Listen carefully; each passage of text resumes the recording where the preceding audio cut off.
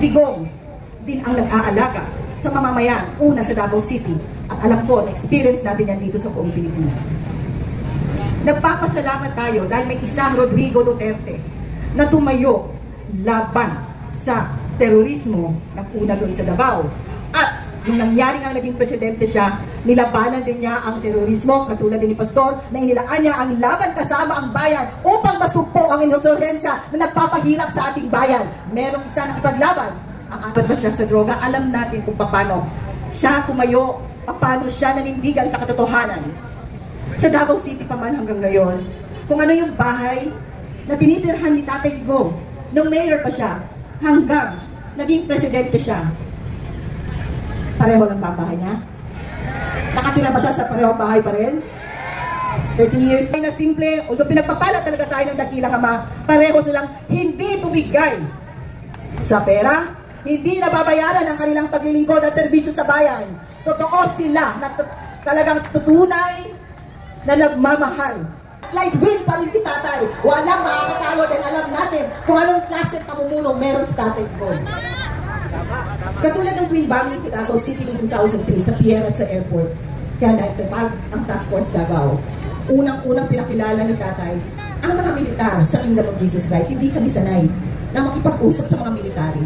Pero dahil meron talaga meron din sa talaga kakilang Diyos. Kaya 18 years bago naging presidente si Tatay, pinakilala ko sa Pastor na gawin na Pastor. Sa amin, Pastor, mayor, naging ako. Nasa wala na nakausap na mga gano'n. Ganito ang Pastor na kasi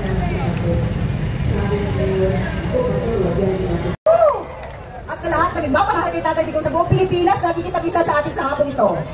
Live tayo sa ibang probinsya, sa social media, so lahat din ng mga OFW, nakikipag-isa po sa atin sa hapon ito.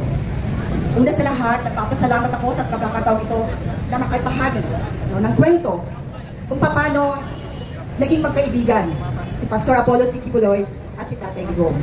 Kumbaga, a friendship that is forged in fire. Pala, ang gawain ng Kingdom of Jesus Christ.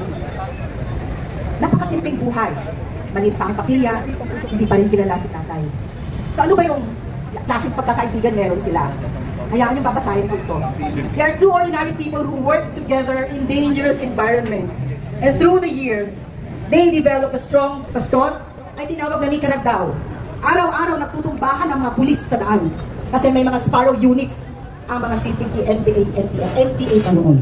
Ganun ang sitwasyon ng Davao. Yung tatawag din na Nicaragua, Nicaragdaw at Maanagua. Magulo. Walang gustong titira sa Davao City. Dahil takot. May takot. Kahit sa kapilya ni Pastor, may mga pumupunta doon at tinatakot ang mga misyonaryo. Lalagay ang 45 sa harapan at pinapapili. Baril o Biblia? Ganun ang Davao. Tumakbo si Mayor bilang Vice Mayor at muli siyang dumalaw sa pananambahan ng Jesus Christ. Sa madaling salita, nanalo si Mayor bilang Vice Mayor noon hanggang naging Mayor ng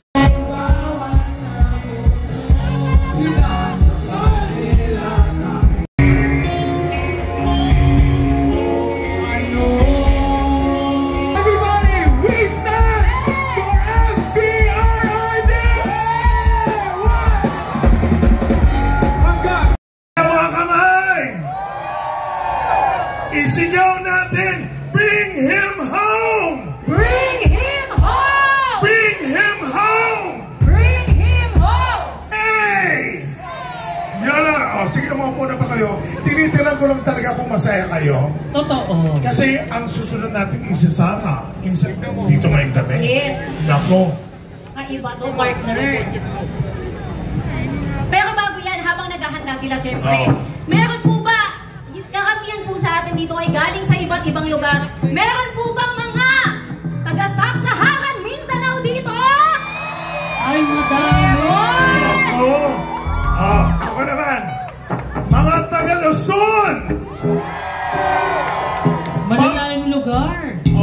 Naabay mga taga-Mindanao! Marami! Mga taga-Divisoria! O diba? Wala sa mga Remember ng mga taga Davao, kasi kanina, ako po kasi, ang aming pamilya ay galing din po sa Davao. So kanina may mga nakita ako mga kapatid natin from Davao. Ito sila ma'am, from Davao po kayo. Sigawan po sa mga taga Davao. Mga Cebuanos! From Pampanga!